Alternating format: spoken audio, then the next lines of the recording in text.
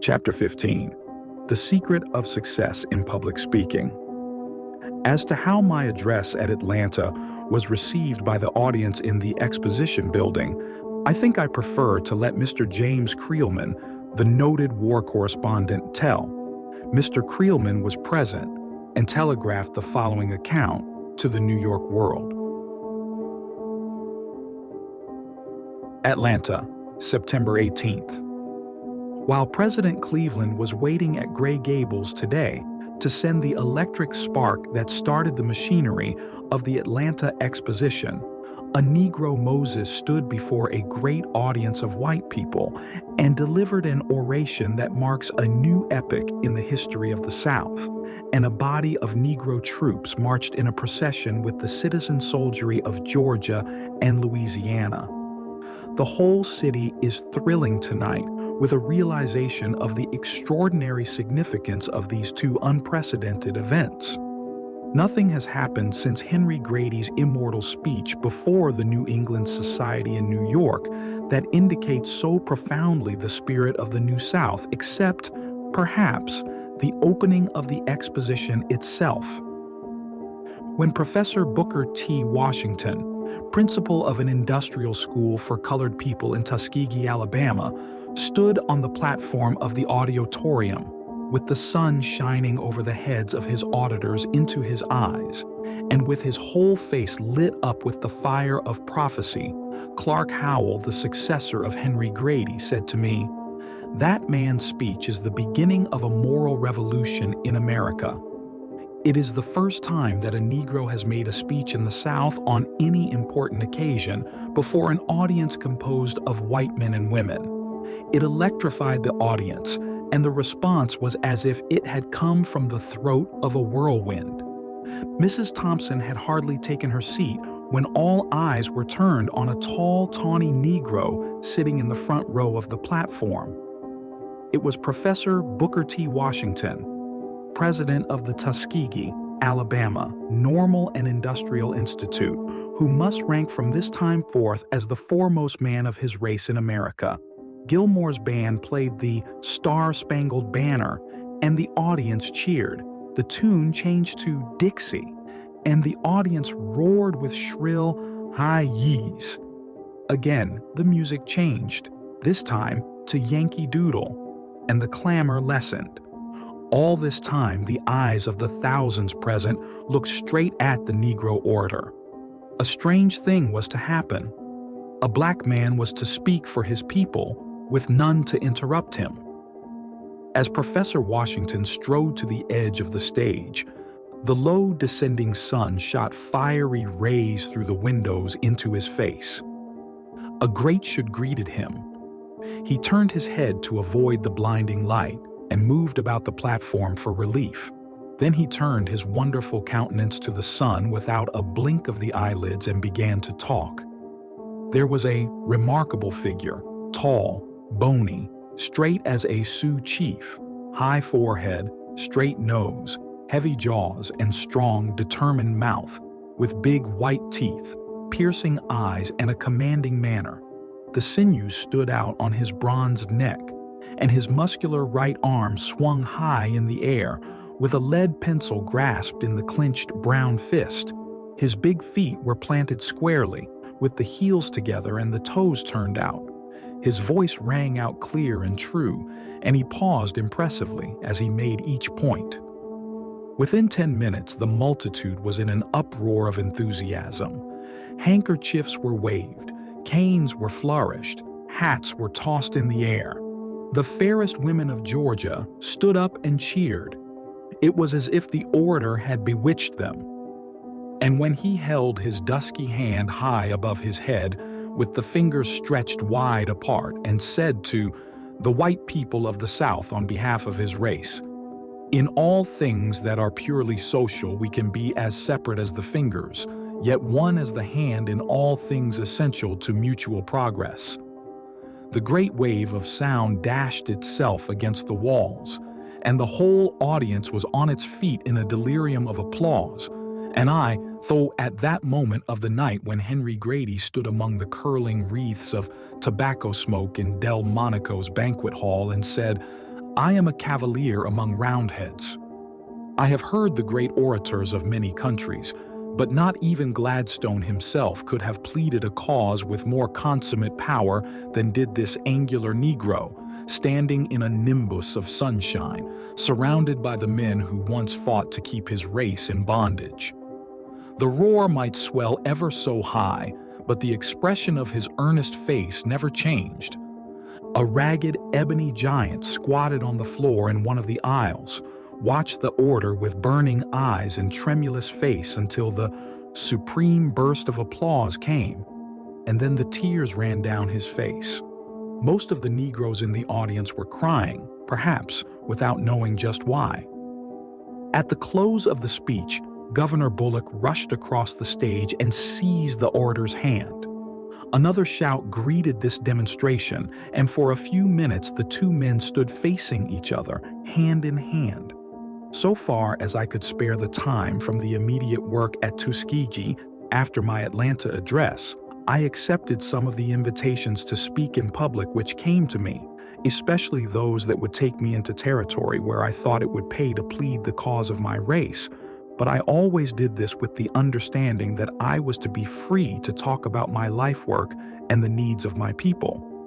I also had it understood that I was not to speak in the capacity of a professional lecturer or for mere commercial gain.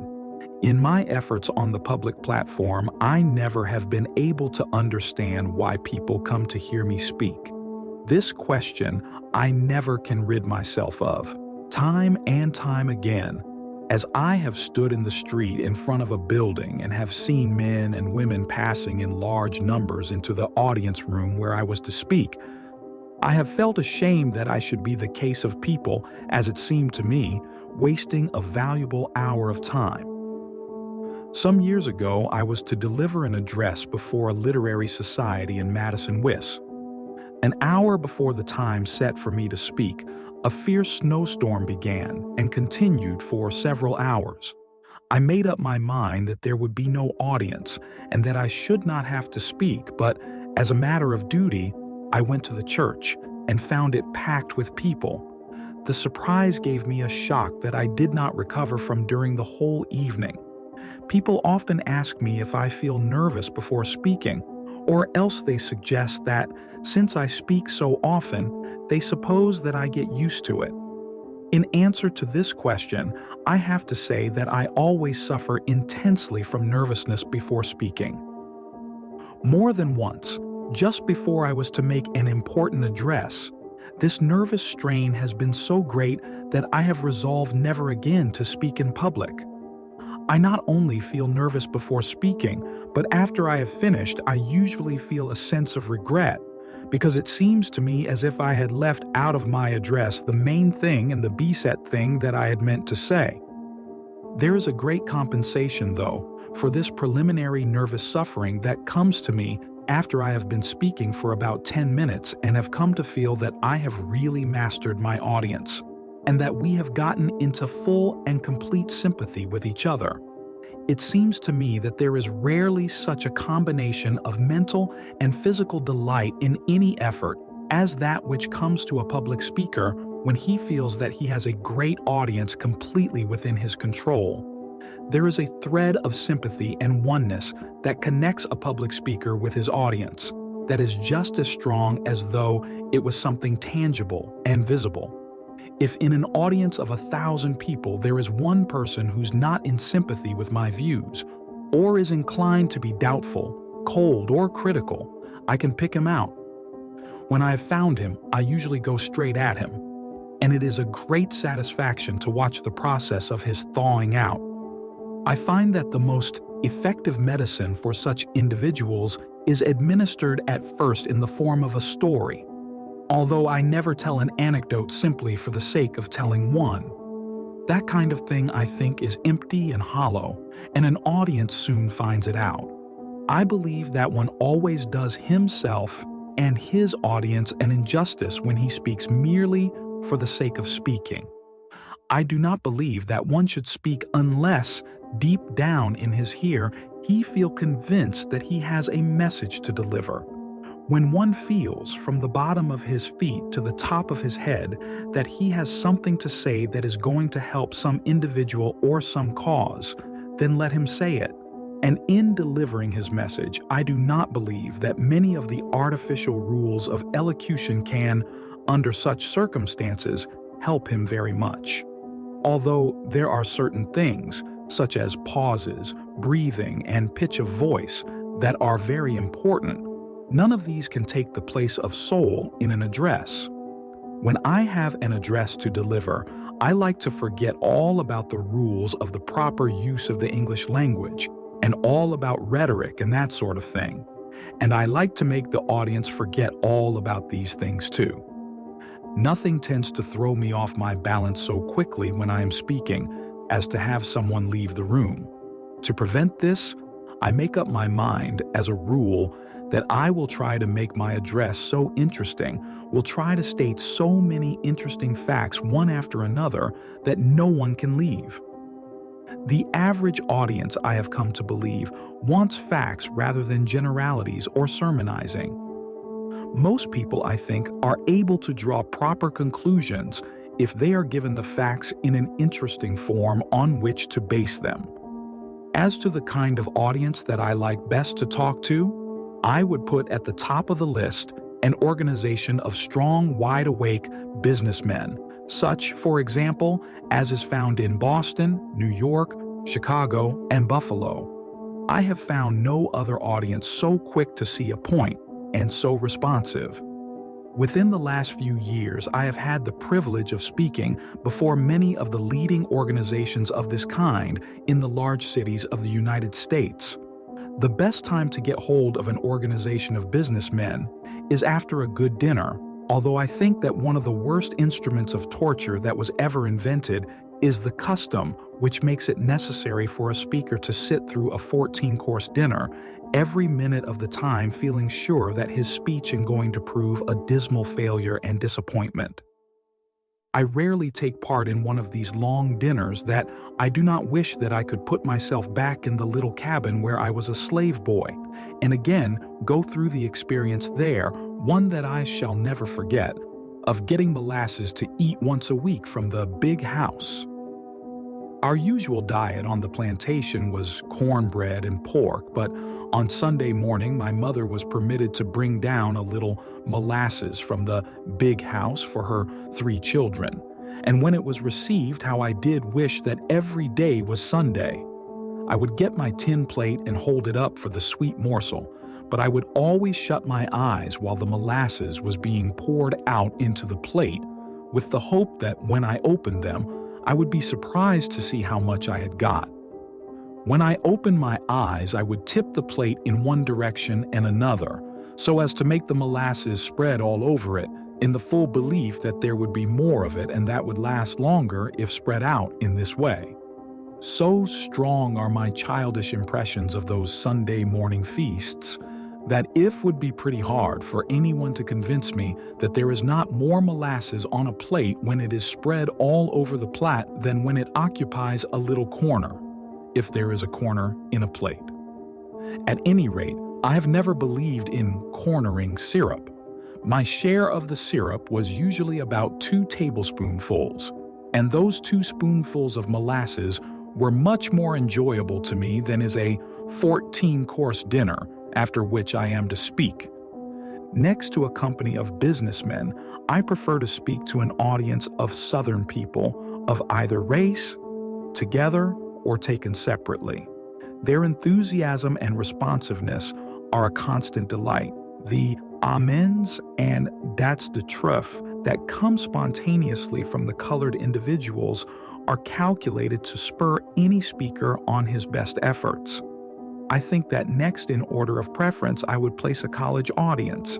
It has been my privilege to deliver addresses at many of our leading colleges, including Harvard, Yale, Williams, Amherst, Fisk University, the University of Pennsylvania, Wellesley, the University of Michigan, Trinity College in North Carolina, and many others. It has been a matter of deep interest to me to note the number of people who have come to shake hands with me after an address, who say that This is the first they have ever called a Negro Mr. When speaking directly in the interests of the Tuskegee Institute, I usually arrange, sometime in advance, a series of meetings in important centers. This takes me before churches, Sunday schools, Christian Endeavor societies, and men's and women's clubs. When doing this, I sometimes speak before as many as 4 organizations in a single day. 3 years ago, at the suggestion of Mr. Morris K. Jessup of New York and Dr. J.L.M. Curry, the general agent of the fund, the trustees of the John F. Slater Fund voted a sum of money to be used in paying the expenses of Mrs. Washington and myself while holding a series of meetings among the colored people in the large centers of Negro population, especially in the large cities of the ex-slaveholding states. Each year during the last 3 years, we have devoted some weeks to this work.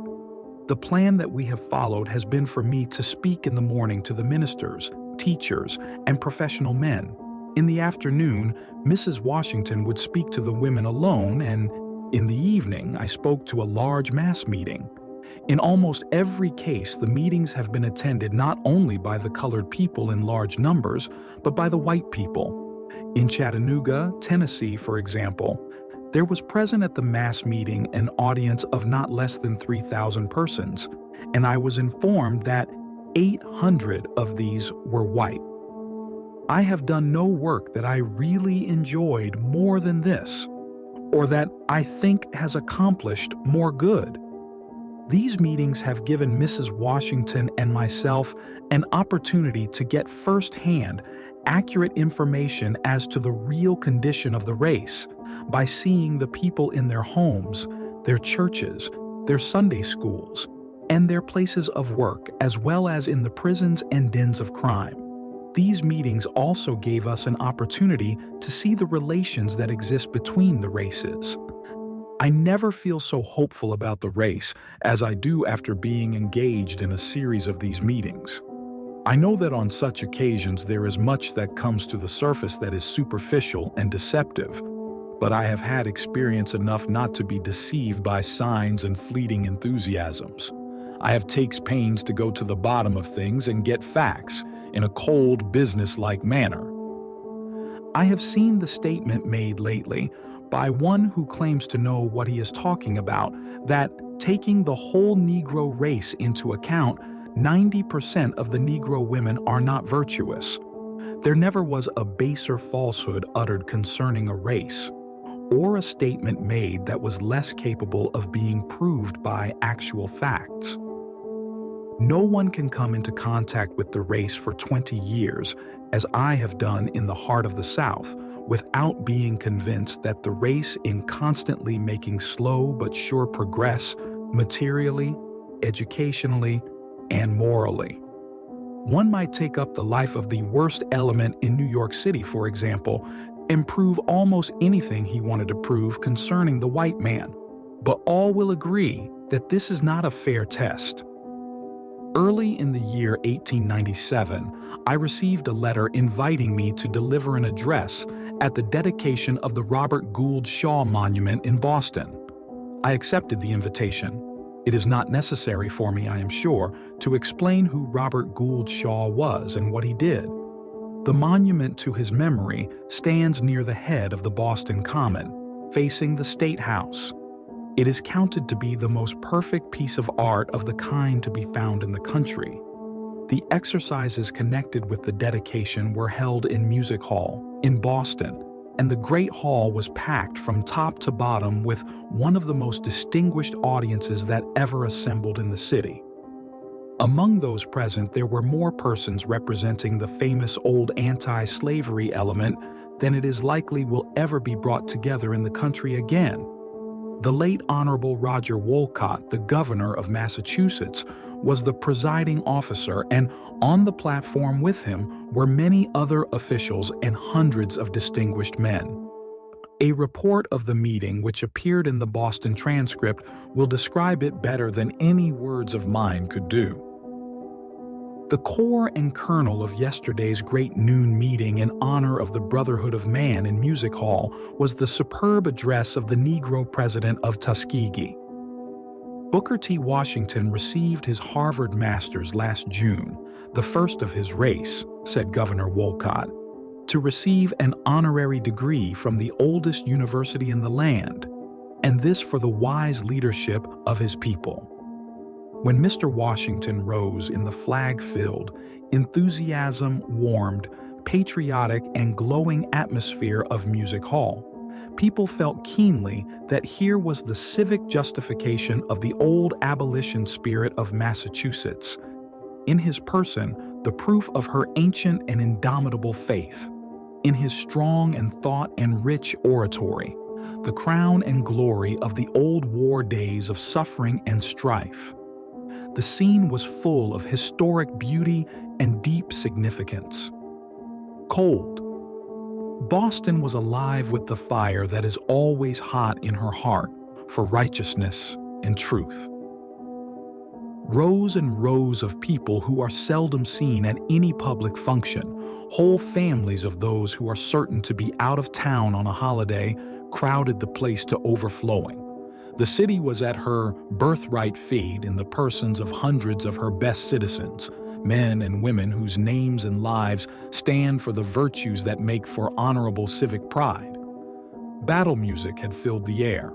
Ovation after ovation, applause warm and prolonged, had greeted the officers and friends of Colonel Shaw, the sculptor, St. Gaudens, the memorial committee, the governor and his staff, and the Negro soldiers of the 54th Massachusetts as they came upon the platform or entered the hall.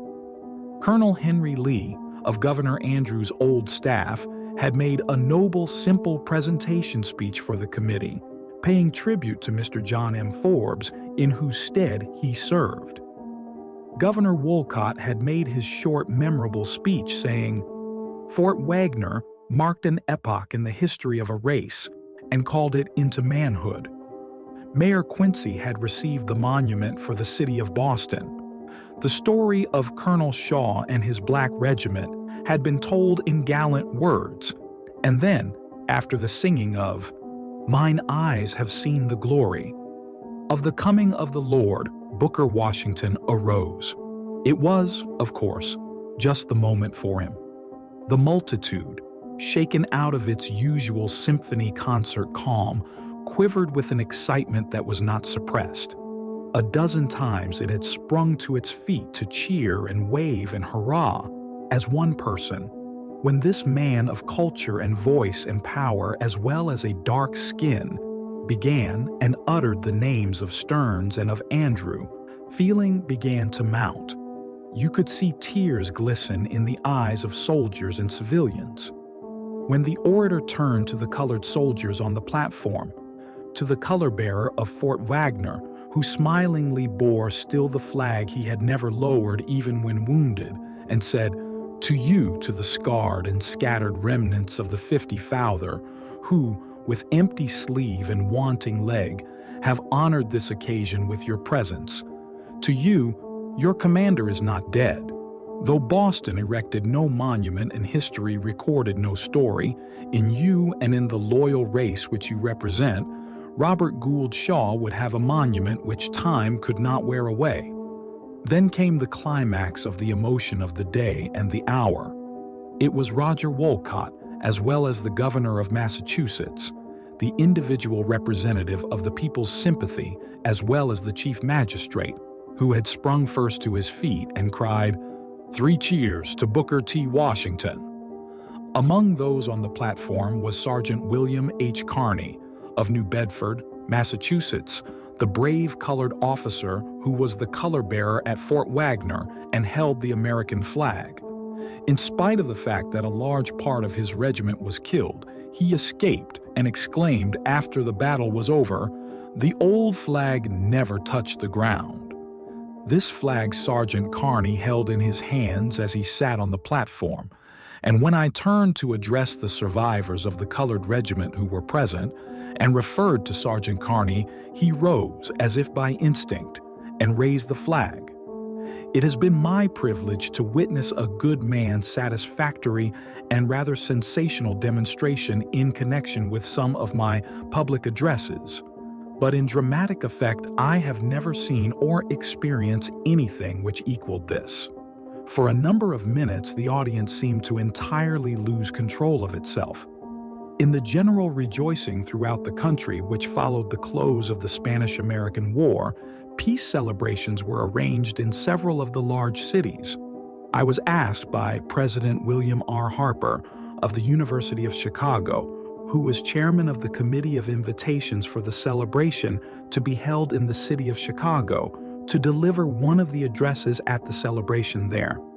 I accepted the invitation and delivered 2 addresses there during the Jubilee week. The first of these, and the principal one, was given in the auditorium on the evening of Sunday, October 16th. This was the largest audience that I have ever addressed in any part of the country, and besides speaking in the main auditorium, I also addressed that same evening 2 overflow audiences in other parts of the city. It was said that there were 16,000 persons in the auditorium, and it seemed to me as if there were as many more on the outside trying to get in. It was impossible for anyone to get near the entrance without the aid of a policeman. President William McKinley attended this meeting, as did also the members of his cabinet, many foreign ministers, and a large number of Army and Navy officers, many of whom had distinguished themselves in the war which had just closed. The speakers, besides myself on Sunday evening, were Rabbi Emil G. Hirsch, Father Thomas P. Hodnett, and Dr. John H. Barrows. The Chicago Times-Herald, in describing the meeting, said of my address, "He pictured the Negro choosing slavery rather than extinction, recalled Crispus Attucks shedding his blood at the beginning of the American Revolution, that white Americans might be free while black Americans remained in slavery, rehearsed the conduct of the Negroes with Jackson at New Orleans, drew a vivid and pathetic picture of the Southern slaves protecting and supporting the families of their masters while the latter were fighting to perpetuate black slavery, recounted the bravery of colored troops at Port Hudson and Forts Wagner and Pillow, and praised the heroism of the black regiments that stormed El Caney and Santiago to give freedom to the enslaved people of Cuba, forgetting, for the time being, the unjust discrimination that law and custom make against them in their own country." In all of these things, the speaker declared his race had chosen the better part, and then he made his eloquent appeal to the consciences of the white Americans. When you have gotten the full story of the heroic conduct of the Negro in the Spanish-American War, have heard it from the lips of Northern soldier and Southern soldier, from ex-abolitionist and ex-masters, then decide within yourselves whether a race that is thus willing to die for its country should not be given the highest opportunity to live for its country. The part of the speech which seemed to arouse the wildest and most sensation enthusiasm was that in which I thanked the President for his recognition of the Negro in his appointments during the Spanish-American War. The President was sitting in a box at the right of the stage. When I addressed him, I turned toward the box, and as I finished the sentence thanking him for his generosity, the whole audience rose and cheered again and again, waving handkerchiefs and hats and canes, until the President arose in the box and bowed his acknowledgments. At that, the enthusiasm broke out again, and the demonstration was almost indescribably. One portion of my address at Chicago seemed to have been misunderstood by the Southern press, and some of the Southern papers took occasion to criticize me rather strongly. These criticisms continued for several weeks, until I finally received a letter from the editor of the Age Herald, published in Birmingham, Alabama, asking me if I would say just what I meant by this part of my address. I replied to him in a letter which seemed to satisfy my critics. In this letter, I said that I had made it a rule never to say before a Northern audience anything that I would not say before an audience in the South. I said that I did not think it was necessary for me to go into extended explanations. If my 17 years of work in the heart of the South had not been explanation enough, I did not see how words could explain.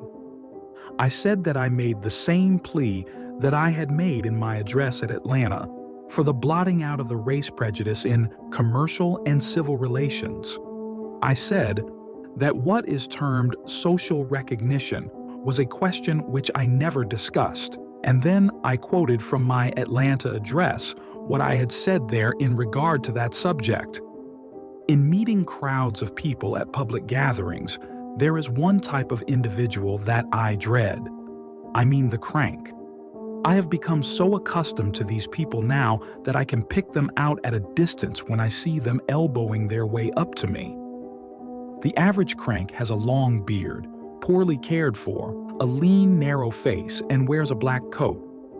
The front of his vest and coat are slick with grease, and his trousers bag at the knees. In Chicago, after I had spoken at a meeting, I met one of these fellows.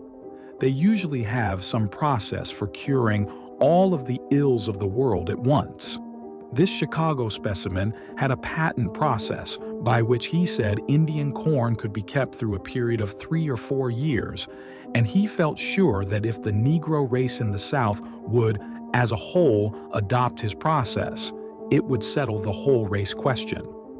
It mattered nothing that I tried to convince him that our present problem was to teach the Negroes how to produce enough corn to last them through 1 year. Another Chicago crank had a scheme by which he wanted me to join him in an effort to close up all the national banks in the country. If that was done, he felt sure it would put the Negro on his feet.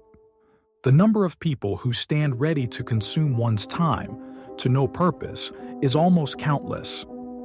At one time, I spoke before a large audience in Boston in the evening. The next morning, I was awakened by having a card brought to my room, and with it a message that someone was anxious to see me. Thinking that it must be something very important, I dressed hastily and went down. When I reached the hotel office, I found a blank and innocent-looking individual waiting for me, who coolly remarked, "I heard you talk at a meeting last night. I rather liked your talk, and so I came in this morning to hear you talk some more." I'm often asked how it is possible for me to superintend the work at Tuskegee and at the same time be so much away from the school. In partial answer to this, I would say that I think I have learned, in some degree at least, to disregard the old maxim which says, "Do not get others to do that which you can do yourself." My motto, on the other hand, is, "Do not do that which others can do as well." One of the most encouraging signs in connection with the Tuskegee School is found in the fact that the organization is so thorough that the daily work of the school is not dependent upon the presence of any one individual. The whole executive force, including instructors and clerks, now numbers 86. This force is so organized and subdivided that the machinery of the school goes on day by day like clockwork. Most of our teachers have been connected with the institution for a number of years and are as much interested in it as I am. In my absence, Mr. Warren Logan, the treasurer, who has been at the school 17 years, is the executive. He is efficiently supported by Mrs. Washington and by my faithful secretary, Mr. Emmett J. Scott, who handles the bulk of my correspondence and keeps me in daily touch with the life of the school, and who also keeps me informed of whatever takes place in the South that concerns the race. I owe more to his tact, wisdom, and hard work than I can describe.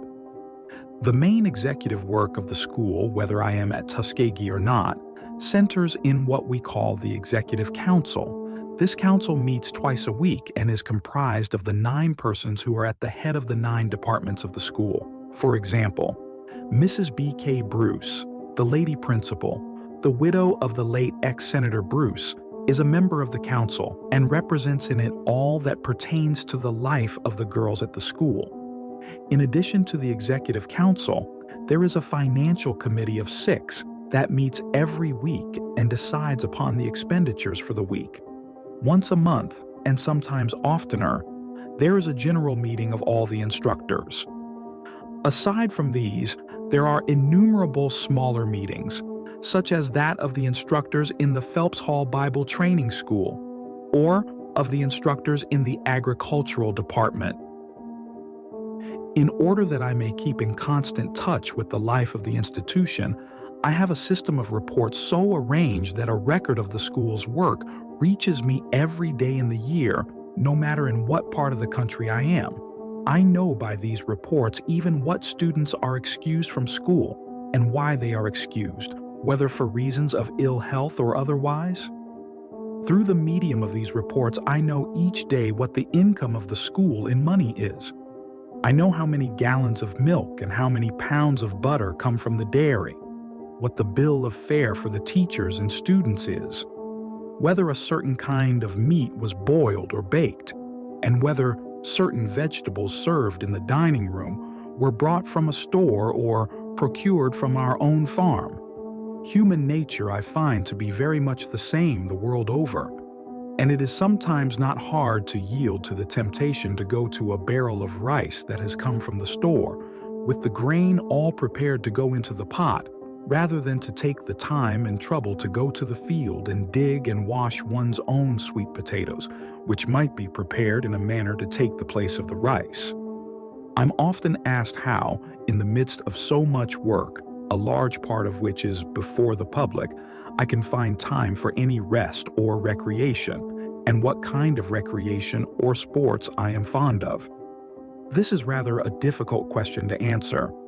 I have a strong feeling that every individual owes it to himself and to the cause which he is serving to keep a vigorous, healthy body with the nerves steady and strong, prepared for great efforts and prepared for disappointments and trying positions. As far as I can, I make it a rule to plan for each day's work, not merely to go through with the same routine of daily duties, but to get rid of the routine work as early in the day as possible, and then to enter upon some new or advanced work. I make it a rule to clear my desk every day before leaving my office of all correspondence and memoranda, so that on the morrow I can begin a new day of work. I make it a rule never to let my work drive me, but to so master it and keep it in such complete control, and to keep so far ahead of it that I will be the master instead of the servant. There is a physical and mental and spiritual enjoyment that comes from a consciousness of being the absolute master of one's work in all its details that is very satisfactory and inspiring. My experience teaches me that if one learns to follow this plan, he gets a freshness of body and vigor of mind out of work that goes a long way toward keeping him strong and healthy. I believe that when one can grow to the point where he loves his work, this gives him a kind of strength that is most valuable. When I begin my work in the morning, I expect to have a successful and pleasant day of it. But at the same time, I prepare myself for unpleasant and unexpected hard places. I prepare myself to hear that one of our school buildings is on fire, or has burned, or that some disagreeable accident has occurred, or that someone has abused me in a public address or printed article for something that I have done or omitted to do, or for something that he had heard that I had said, probably something that I had never thought of saying. In 19 years of continuous work, I have taken but one vacation. That was 2 years ago, when some of my friends put the money into my hands and forced Mrs. Washington and myself to spend 3 months in Europe. I have said that I believe it is the duty of everyone to keep his body in good condition. I try to look after the little ills, with the idea that if I take care of the little ills, the big ones will not come. When I find myself unable to sleep well, I know that something is wrong. If I find any part of my system the least weak and nor performing its duty, I consult a good physician. The ability to sleep well at any time and in any place I find of great advantage. I have so trained myself that I can lie down for a nap of 15 or 20 minutes and get up refreshed in body and mind. I have said that I make it a rule to finish up each day's work before leaving it. There is perhaps one exception to this. When I have an unusually difficult question to decide, one that appeals strongly to the emotions, I find it a safe rule to sleep over it for a night, or to wait until I have had an opportunity to talk it over with my wife and friends. As to my reading, the most time I get for solid reading is when I am on the cars. Newspapers are, to me, a constant source of delight and recreation. The only trouble is that I read too many of them. Fiction I care little for. Frequently, I have to almost force myself to read a novel that is on everyone's lips. The kind of reading that I have the greatest fondness for is biography. I like to be sure that I am reading about a real man or a real thing. I think I do not go too far when I say that I have read nearly every book and magazine article that has been written about Abraham Lincoln. In literature, he is my patron saint. Out of the 12 months in a year, I suppose that, on an average, I spend 6 months away from Tuskegee. While my being absent from the school so much unquestionably has its disadvantages, yet there are at the same time some compensations. The change of work brings a certain kind of rest. I enjoy a ride of a long distance on the cars, when I am permitted to ride where I can be comfortable. I get rest of the cars, except when the inevitable individual who seems to be on every train approaches me with the now familiar phrase, "Isn't this Booker Washington? I want to introduce myself to you." Absence from the school enables me to lose sight of the unimportant details of the work and study it in a broader and more comprehensive manner than I could do on the grounds. This absence also brings me into contact with the best work being done in educational lines and into contact with the best educators in the land. But after all this is said, the time when I get the most solid rest and recreation is when I can be at Tuskegee and, after our evening meal is over, can sit down, as is our custom, with my wife and Portia and Baker and Davidson, my 3 children, and read a story, or each take turns in telling a story. To me, there is nothing on earth equal to that, although what is nearly equal to it is to go with them for an hour or more, as we like to do on Sunday afternoons, into the woods, where we can live for a while near the heart of nature, where no one can disturb or vex us, surrounded by pure air, the trees, the shrubbery, the flowers, and the sweet fragrance that springs from 100 plants, enjoying the chirp of the crickets and the songs of the birds. This is solid rest. My garden, also, what little time I can be at Tuskegee, is another source of rest and enjoyment. Somehow I like, as often as possible, to touch nature, not something that is artificial or an imitation, but the real thing. When I can leave my office in time so that I can spend 30 or 40 minutes in spading the ground, in planting seeds, in digging about the plants, I feel that I am coming into contact with something that is giving me strength for the many duties and hard places that await me out in the big world. I pity the man or woman who has never learned to enjoy nature, to get strength and inspiration out of it. Aside from the large number of fowls and animals kept by the school, I keep individually a number of pigs and fowls of the best grades, and in raising these I take a great deal of pleasure. I think the pig is my favorite animal.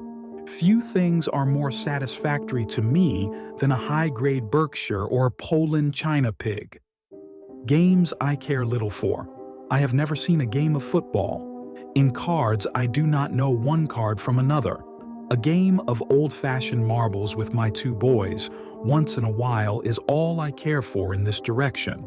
I suppose I would care for games now if I had had any time in my youth to give to them, but that was not possible.